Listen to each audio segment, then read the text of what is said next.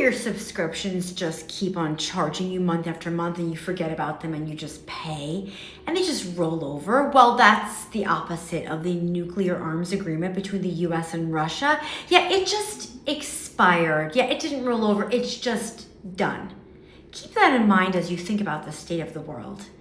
This and much more in tonight's Daily Salad. We've got Bret Stephens dismantling the entire Jewish traditional structure. We've got the Trump racist meme and the insider meaning behind it. Wait for it. We've got AOC doing AOC bad things. And tonight on the Daily Salad, we also have random people on the internet who have gone down rabbit holes with a lot to say about a possible theory as to who is behind Savannah Guthrie's mom's kidnapping. So grab a glass of wine and a snack and hit my link in bio and head to YouTube because you need some nutrition in your day. Quick question. How much time do you have? Because tonight's Daily Salad is going to be intense, shall we say. You're gonna have to consume and then give me your thoughts. But we're gonna start off easy with 92nd Street Y talk by Bret Stephens. He just casually called for the dismantling of the traditional Jewish org. Yeah. So in front of an entire audience of essentially Jewish donors and including Jonathan Greenblatt of the ADL, Bret Stephens basically put out a thought that we should stop investing in the organizations that have traditionally fought anti-Semitism and instead invest in organizations that will build up Jewish identity. Before I dive into this, I just want to personally say I do not condone this image. This was reposted by Donald Trump's Truth Social, and the backlash ensued over racism. Stick with me. Get comfortable because here's what has happened. And this is where you kind of have to understand the engineering that goes into a lot of the social media posts that come out of the White House. Wait. So starting off, Caroline Leavitt basically said, you guys, this is a Lion King skit. President Trump is the Lion King, and then the animals are Joe Biden and the Obamas, and of course the Obamas are the monkeys. Regardless, it's a bad look. But then, when very well-respected and liked Republican Tim Scott called that cartoon out as the most racist thing he's seen from this White House to date, they deleted it and basically blames it on a social media like assistant or something. But that's actually not the whole story. And this is where I encourage you to expand your imagination and your psyche when it comes to the strategy of the White House. Because I'm gonna clue you into something and you may not like it, but it's what's happening. So the creator of that meme is in the last batch of the Epstein files, not as someone who participated with women or girls with Epstein, but as somebody who was creating content that was very pro Kash Patel. For whatever reason, in the Epstein files, there is specific communication that basically says, congratulations, Kash, best video ever. Okay, this is the creator of that video. It's the same creator as the person who just did this Lion King meme.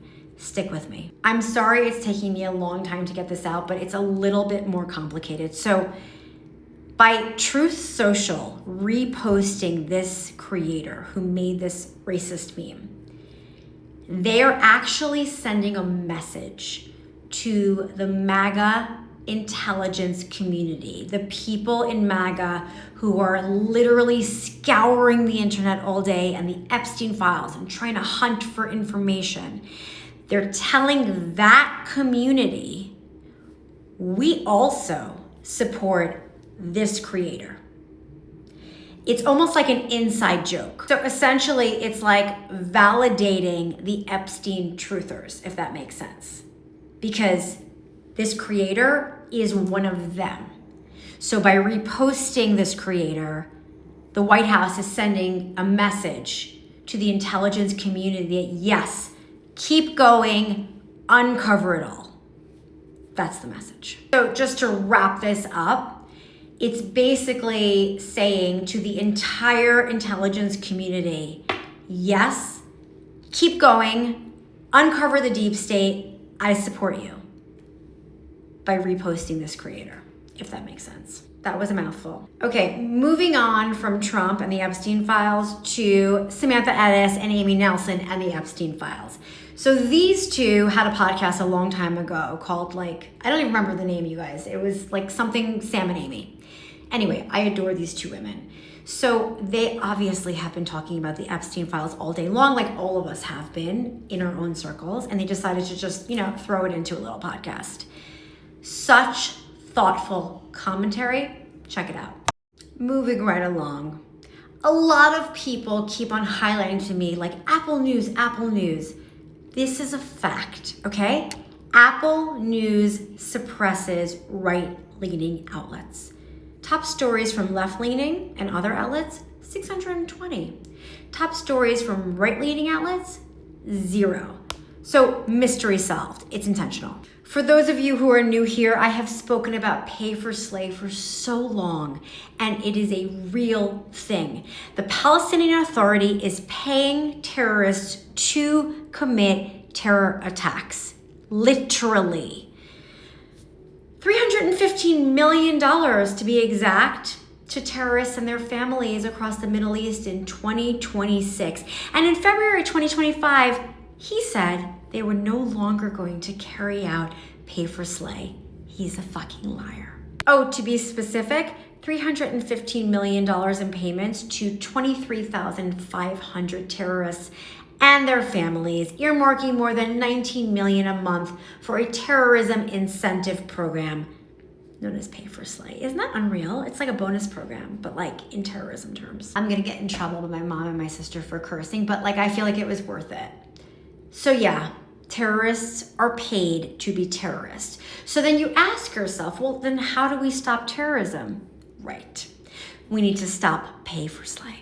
Moving right along to AOC, who has many words that no one wants to hear. I hope Dems begin to see that moderate or progressive AIPAC is not our friend. And then she goes into her whole rant. I'm not going to bother you with it. But here's the point of this story. We are at war with the DSA. I kid you not. If every single person is not paying attention to every local election, starting at ground floor, literally your school board, you are letting them take over. Okay, if you've gotten this far in the Daily Salad, this is your special treat. I do not normally post stuff like this, but this stopped me dead in my tracks. So I'm gonna share it with you and you can make your own judgment. So I'm scrolling through TikTok, not yesterday, the day before, and I come across this woman. I have no idea who she is, but the headline sticks out. Nancy Guthrie's disappearance has something to do with the Clintons and the Clinton Foundation. Grover Park. And I'm like, I'm sorry, what? Tell me more. So basically, this woman goes down a rabbit hole trying to piece together who could possibly have taken Nancy Guthrie. And her premise is, Savannah's husband is a guy named Michael Feldman who worked for the Clintons for 8 years. He founded a company called Glover Park, G-L-O-V-R, not Grover, but it's fine, it's a typo. All of this checks out if you fact check it. Her conspiracy theory, which I'm gonna play for you, is wild, but not impossible. So I'm gonna play it and you can tell me what you think. Morning, everybody. Well, I'll tell you what, I went down a rabbit hole this morning. I had an extra hour before I had to get up and get ready for work. I went down the rabbit hole of Savannah Guthrie. Now, we've all heard about her mother being kidnapped out in Arizona, but I dug a little farther. Her husband, his last name is Feldman. He worked for the Clintons the 8 years they were in office, okay? He started a company called Grover Park. Basically what they were scrubbers. They would scrub the internet of any bad anything bad that they did not want the public to find out, they would scrape the whole internet. So when you did a search, you couldn't find out anything about it. How much you want to bet? Because the Clintons are going in front of Congress that they struck out to this guy because he was their cleaner. We've all heard about the 50-some-odd people that have had questionable deaths behind the Clintons. We've all heard about them. Not one person in this country has not heard about them.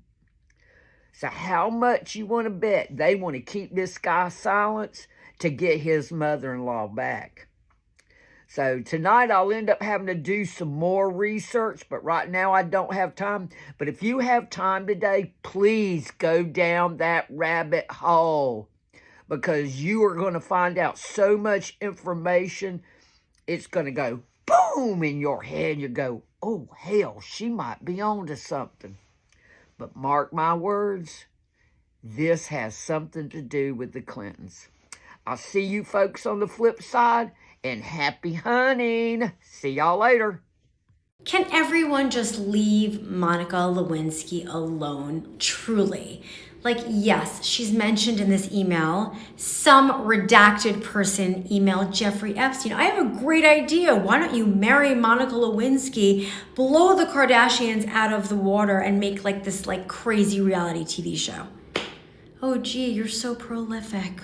And tonight on the Daily Salad, leaving you with this brilliant Super Bowl ad.